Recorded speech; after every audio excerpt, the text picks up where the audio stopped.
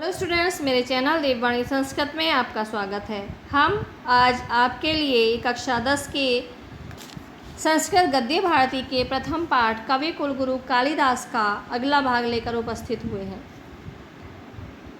महाकवि कालिदास संस्कृत कवियों के मुकुटमणि हैं, अर्थात संस्कृत कवियों में सर्वश्रेष्ठ हैं। वह न केवल भारत के अपितु विश्व के उत्कृष्ट कवियों में से एक हैं। उनकी धवल कीर्ति कौमुदी देश देशांतर तक फैली हुई है। यद्यपि उन कवि शिरोमणि के विषय में सभी विद्वानों का ज्ञान अपूर्ण है। प्रायः सभी विद्वान और अति प्रसिद्ध जनश्रुति उन्हें सम्राट विक्रमादित्य के सभारत्नों में से एक मानते हैं। सम्राट विक्रमादित्य का स्थितिकाल अभी तक संदेह के घेरे में होने के कारण उनके स्थितिकाल के विषय में भी स्पष्ट ज्ञात नहीं है। ऐसा माना जाता है कि विक्रमादित्य का स्थितिकाल ईस्वी सन से पूर्व ही था, अतः कालिदास भी ईस्वी सन से पूर्व ही उत्पन्न हुए हैं। इससे पहले के भागों में आपने कालिदास की काव्य प्रतिभा, उनकी रचनाएं और उनकी रचनाओं के वर्णन के विषय में पढ़ा है। अब हम उनके काव्यों में प्रयुक्त रस के बारे में अगले भाग में पढ़ेंगे। तो आइए पढ़ना प्रारंभ करते हैं। कालिदास काव्येषु अंगिरसः श्रृंगारो अस्ति। कालिदास के काव्यों में अंगिरस यानी प्रधान रस, श्रृंगारो अस्ति श्रृंगार है।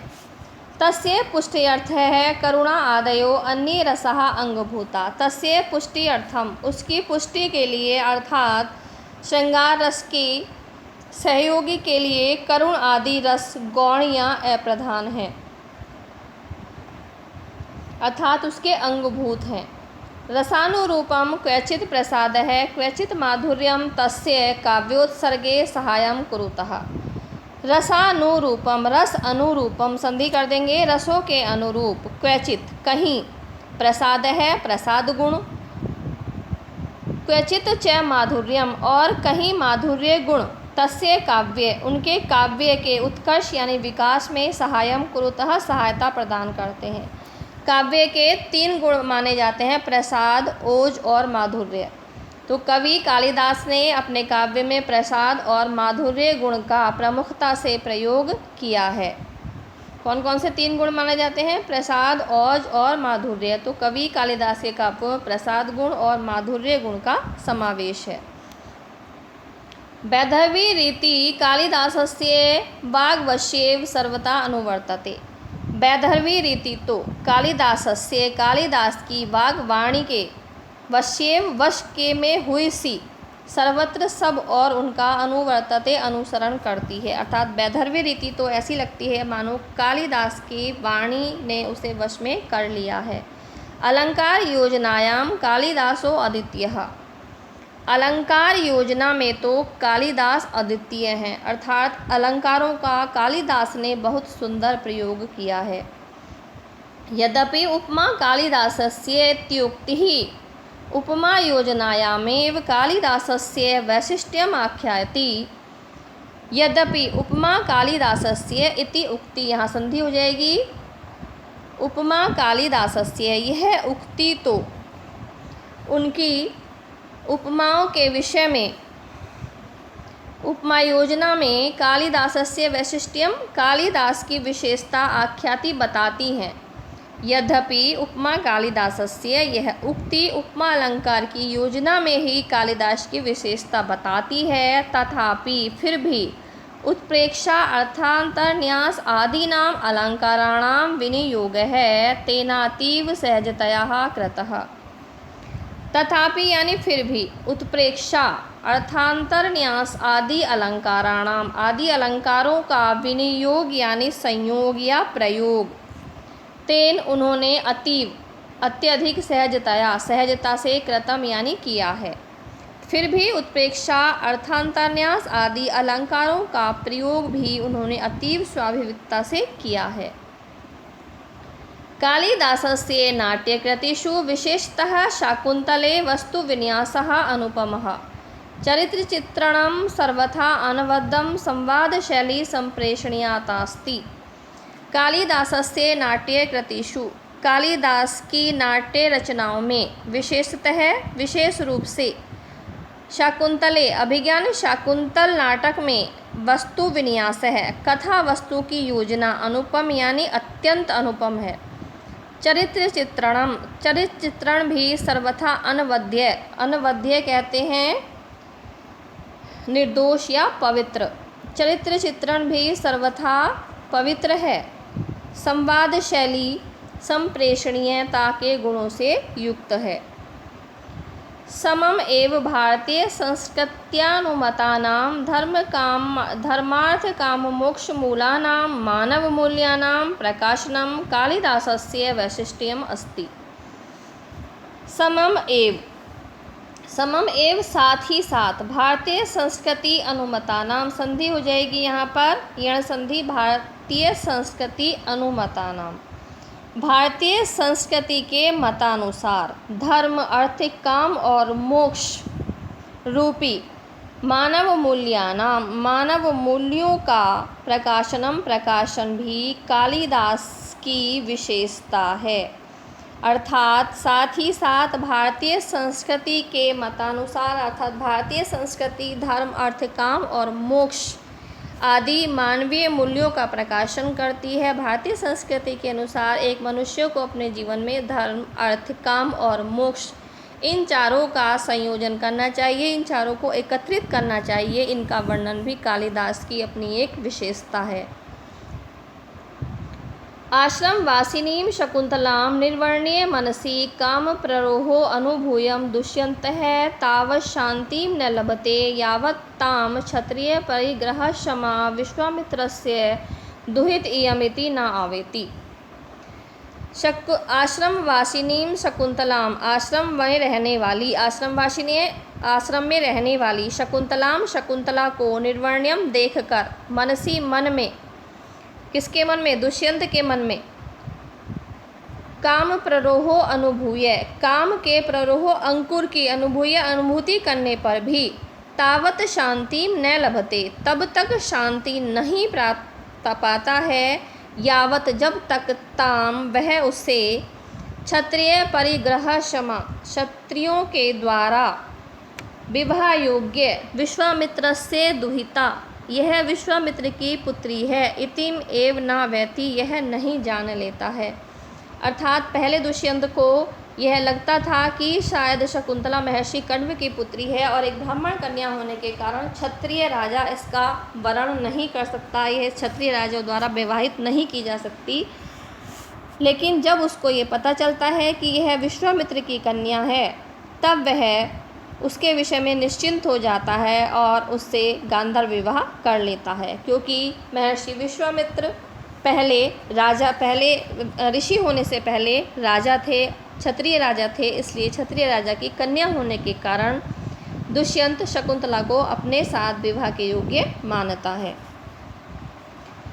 कण्वस्य अनुज्ञां विना गंधर्व विधिना कृतः विवाह उभा अपि तावत् प्रदादयति यावत् एकतः शकुंतला मारीचाश्रमे तपश्चरणेन अवज्ञाजनितं कलुषं न शालयति। कण्वस्य अनुज्ञां बिना कण्व की अनुज्ञां अनुमति के बिना गांधर्व विधि से कृत यानी करके विवाह उभापि यानी दोनों को तावत तब तक प्रदादयति पीड़ित करता रहता है यावत जब तक एक और शकुंतला मरीचाश्रम में महर्षि मरीच ऋषि के आश्रम में तपश्चरणेन तपस्या के द्वारा अवज्ञा जनित अपमान जनित अर्थात गुरुजनों की आज्ञा न लेने का उसका जो पाप था कलुषम यानी पाप न शालयति नहीं धो डालती है।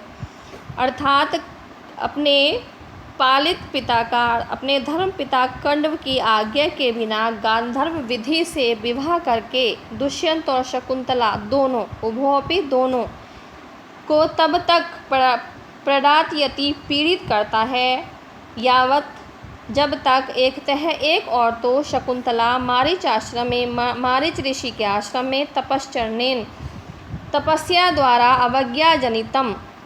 अवज्ञा से जनित पाप को नहीं धो डालती है। अपरतः दूसरी ओर दुष्यन्तः अंगुलीयक लाभेन लब्ध स्मृति सतभ्रंशं पीड्यमान प्रायश्चिताग्नो आत्मशुद्धि न कुरुते। अपरतः दुष्यंतः, अपरतः दूसरी ओर, अंगुलीय लाभेन अंगूठी के प्राप्त हो जाने पर लब्ध स्मृति, लब्ध यानी प्राप्त हो गई है स्मृति जिसको, सतह निरंतर, भ्रंशम अत्यधिक, पीड्यमान पीड़ित करती है, प्रायश्चित अग्नो प्रायश्चित की अग्नि में, आत्मशुद्धि आत्मशुद्धि न कुरुते नहीं कर लेता है। दूसरी ओर दुष्यंत अंगूठी के मिलने से जिसको कि शकुंतला की स्मृति को प्राप्त हो गई थी, अत्यंत पीड़ित होता हुआ प्रायश्चित की अग्नि में आत्मशुद्धि नहीं कर लेता है। तदंतरम एव, इसके पश्चात ही, तयो उन दोनों का दाम्पत्य प्रेम निष्कलुषम भवति, उन दोनों का अर्थात शकुंतला और दुष्यंत का दाम्पत्य प्रेम जो है वह निष्पाप अर्थात विशुद्ध हो जाता है। पुत्रोपलब्धो च परिणमते, पुत्र उपलब्धो, और पुत्र की उपलब्धि यानी प्राप्ति में परिणमते परिणित होकर प्रतिफलित होता है। रघुवंशे कालिदासः रघुवंशीणां चित्रणं तथा करोति यथा भारतीय जनजीवनस्य उदात्तदर्शनानां सम्यक् दिग्दर्शनं भवेत्। रघुवंशे, इसमें रघुवंश में काव्य में निरूपित भारतीय उच्च आदर्शों की ओर संकेत किया गया है कि रघुवंश में कालिदासः, कालिदास ने रघुवंशीनाम रघुवंशियों का चित्रण तथा करोति वैसा ही किया है, यथा जैसा कि भारतीय जनजीवन के उदात्त दर्शनानाम उदात्त आदर्शों का सम्यक यानी अच्छी प्रकार से दिग्दर्शनम वर्णन भवेत होना चाहिए। रघुवंश में कालिदास ने रघुवंशियों का चित्रण वैसे ही किया है जैसा भारतीय जनजीवन के उदात्त आदर्शों का वर्णन भलीभांति होना चाहिए। रघुकुलजा राजानः प्रजा क्षेमाय बलिम आहरन्।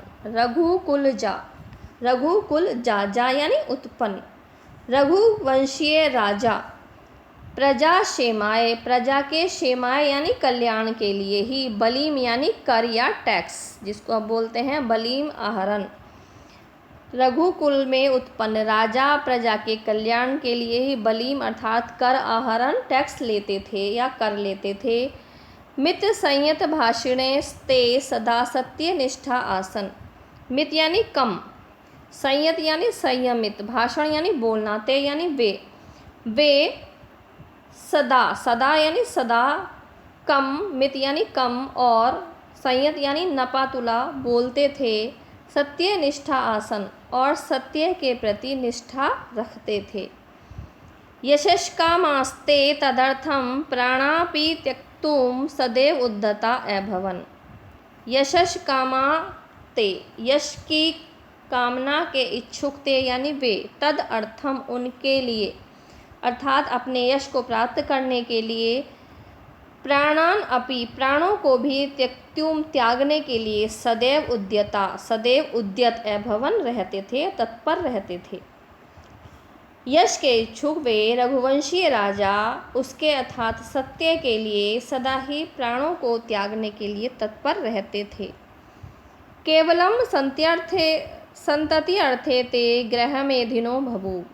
केवलम यानी केवल, संतति अर्थे, संतति कहते हैं संतान को, अर्थे उत्पन्न करने के लिए, ते वे, ग्रह मेधिनो गृहस्थ, बभूबु यानी रहते थे कि मात्र संतान उत्पन्न करने के लिए ही वह गृहस्थ जीवन में प्रवेश करते थे। शैशवे विद्यार्जनम यौवने रंजनम वार्धक्ये मुक्त्यर्थम मुनिवद आचरणाम तेषां व्रतम आसीत्। शैशवे यानी शिशु काल में, बाल्यकाल में, विद्या अर्जनम विद्या प्राप्त करना, यौवने रंजनम यौवन काल में रंजन करना अर्थात सुख सुविधा भोगना, मुक्ति अर्थे अर्थम मुनिवत आचरणम और वार्धक्य अर्थात बुढ़ापे में मुक्ति अर्थे मुक्ति प्राप्त करने के लिए। वार्धक्य क्या मतलब है? बुढ़ापे में। 3 अवस्थाएं हो गई, शैशव अवस्था, यौवन और वार्धक्य यानी बुढ़ापा। बाल्यावस्था में विद्यार्जन करते थे, युवावस्था में सुख सुविधाओं का उपभोग करते थे और वार्धक्य यानी बुढ़ापे में मुक्ति के लिए मुनियों के समान आचरण करना तेषां व्रतम आसीत् उनका व्रत था। बाल वृद्ध वनितादीनां यदाचरणं कालिदासकाव्ये निरूपितं तत् सर्वथा भारतीय गौरवानुरूपमेव। बाल वृद्ध वनिता दीना, बालकों, वृद्धों और वनिताम यानी स्त्रियों आदि का यद आचरणम जो आचरण कालिदास काव्य कालिदास के काव्य में निरूपित किया गया है, तत् सर्वथा वह सर्वथा भारतीय संस्कृति के गौरव के अनुरूप ही है। आहि भवत सिंधु बेला यावत विकीर्णः भारत गौरव गाथा कालिदासेन स्वकृतिषु उपनिबद्धा। आहि भवत, आहिमवत, वैसे ये भय नहीं है, यहाँ पर मिसप्रिंट है तो ये होगा आहिमवत। यहाँ पर ये शब्द है आपका हिम, हिम कहते हैं हिमालय को। आहिमवत, आ यानी तक, हिमवत हिमालय, हिमालय से लेकर सिंधु वेला सिंधु तट तक, विकीर्णः फैली हुई, भारत गौरव गाथा भारत की गौरव गाथा को कालिदासेन कालिदास के द्वारा स्वकृतिषु उपनिबद्धा अपनी कृतियों में उपनिबद्ध की गई है। हिमालय से लेकर समुद्र तट तक फैली हुई भारत की गौरव गाथा कालिदास के द्वारा अपने कृतियों में निबद्ध की गई है। रघुवंशे मेघे कुमार संभवे च भारतदेशस्य विविध भूभागानां गिरि कानन आदीनां यादृक् स्वाभाविकं मनोहारी च चित्रण लभ्यते, स्वचक्षुषा अनवलोक्य तद असंभवम अस्ति। रघुवंशे यानी रघुवंश महाकाव्य में, मेघे यानी मेघदूत महाकाव्य में, कुमार संभवे च और कुमार संभव महाकाव्य में भारत देशस्य भारत देश की विविध भूभागानां विविध भूभागों का, गिरि कानन आदि नाम, गिरि यानी पर्वत, कानन वन नदियों का, यादृक् जैसा, स्वाभाविकम स्वाभाविक, मनोहारी च और मनोहर, चित्रणम लभ्यते चित्रण प्राप्त होता है, स्वचक्षुषा अनवलोक्य, स्व यानी अपने, चक्षुषा नेत्रों से न देखकर, असंभव अस्ति असंभव है, अर्थात रघुवंश मेघदूत कुमार संभव में भारत देश के विविध भूभागों का, पर्वतों, नदियों और वनों का जैसा स्वाभाविक मनोहर चित्रण प्राप्त होता है, वह अपनी दृष्टि से उसको देखा नहीं गया है, ऐसा असंभव है। तदाविधम तस्य देश प्रेम तस्य काव्योत्कर्ष समुद्रयति। तदाविधम तथा विधम इस प्रकार का, तस्य उनका, देश प्रेम, तस्य काव्य उत्कर्ष और उनके काव्य के उत्कर्ष को, समुद्रयति समुद्रढ़ अर्थात सुदृढ़ करता है। संतु तत्र अनल्पा संस्कृत कवया, संतु हैं तत्र वहाँ अनल्पा यानी बहुत अधिक, जो अल्प नहीं है कम नहीं है, अर्थात अनल्पा बहुत अधिक, संस्कृत कवि है संस्कृत कवि।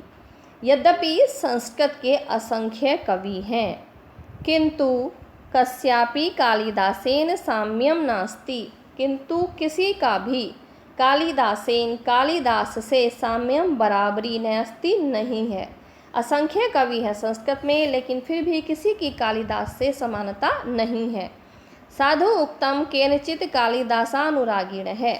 साधु उक्तम, साधु यानी उचित ही कहा है, केनचित किसी, कालिदास अनुरागिण है, कालिदास के को प्रेम करने वाले किसी अनुरागी ने अर्थात उनके प्रेमी ने, उनके प्रशंसक ने उचित ही कहा है।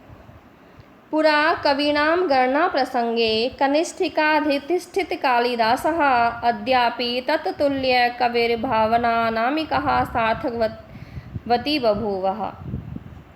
पुरा यानी प्राचीन काल में, कवीनाम कवियों की, गणना प्रसंगे गणना के प्रसंग में, कनिष्ठिका अधिष्ठित कालिदासः, कनिष्ठिका कहते हैं हाथ की सबसे छोटी उंगली को। जब हम गिनती शुरू करते हैं तो सबसे पहले हाथ की छोटी उंगली से गिनना प्रारंभ करते हैं। तो प्राचीन काल में कवियों की गणना प्रसंग में कालिदास का नाम कनिष्ठिका अर्थात सबसे छोटी उंगली पर रखा गया, यानी सर्वप्रथम उनका नाम गिना गया। अद्यापि आज भी, तत्तुल्य उनके तुल्य, कवे अभावात् उनके समान कवि न होने के कारण, अनामिका सार्थवती बभूवः कनिष्ठिका से पहली उंगली अर्थात अनामिका अर्थ से युक्त बिना नाम वाली हो गई है। प्राचीन काल में कवियों की गणना प्रसंग में कालिदास का नाम कनिष्ठिका सबसे छोटी उंगली पर रखा गया अर्थात उनका नाम सबसे पहले गिना गया। आज भी उनके समान कवि न होने के कारण कनिष्ठिका से पहली उंगली अर्थात अनामिका अर्थ से युक्त अर्थात बिना नाम वाली, उसका अर्थ जो अनामिका रखा गया उसका नाम अनामिका जो रखा है कि बिना नाम वाली, यह सार्थक ही है। तो स्टूडेंट्स, मुझे उम्मीद है कि इस वीडियो के द्वारा इस पाठ को समझने में आपको सहायता मिली होगी। इस तरह की और भी एजुकेशनल वीडियो प्राप्त करने के लिए हमारे चैनल देववाणी संस्कृत को सब्सक्राइब करना न भूलें और अगर यह वीडियो आपको पसंद आई हो तो इसको लाइक और शेयर अवश्य करें। धन्यवाद।